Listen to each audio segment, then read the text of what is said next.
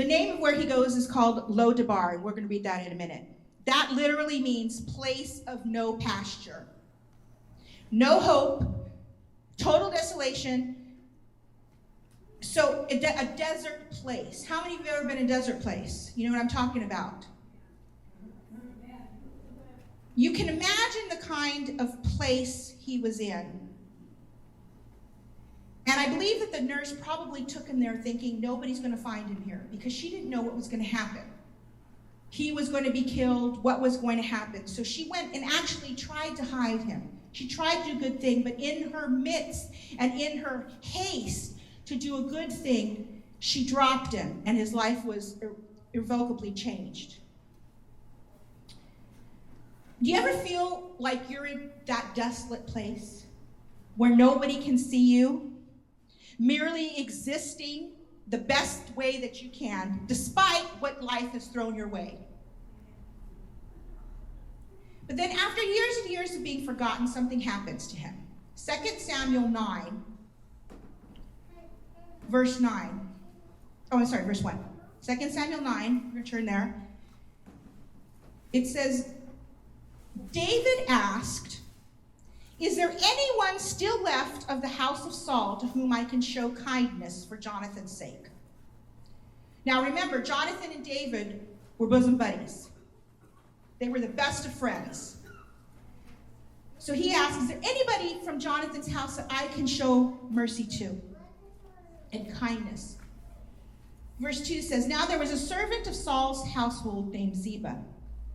They summoned him to appear before David, and the king said to him, "Are you Ziba?" "At your service," he replied.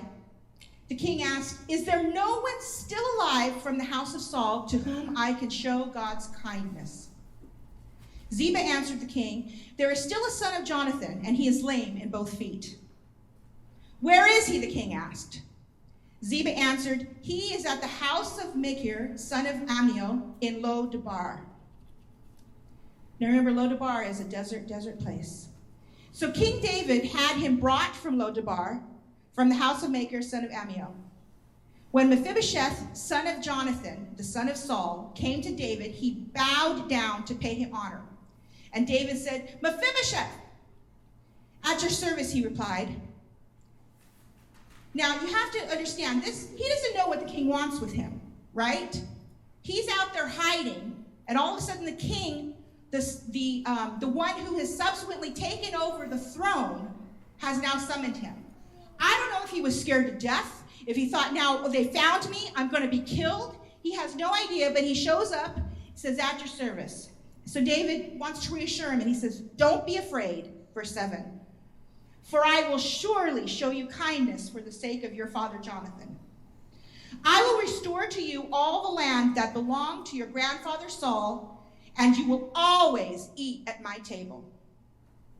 Mephibosheth bowed down and said, "What is your servant that you should notice a dead dog like me?" Then the king summoned Ziba, Saul's steward, and said to him, "I have given your master's grandson everything that belonged to Saul and his family.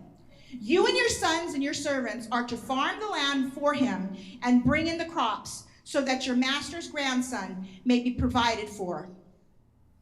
And Mephibosheth's grandson of your master will always eat at my table. It says, now Ziba had 15 sons and 20 servants. Then Ziba said to the king, "Your servant will do whatever my lord the king commands his servant to do." So Mephibosheth ate at David's table like one of the king's sons. I love that story, maybe because I was lame.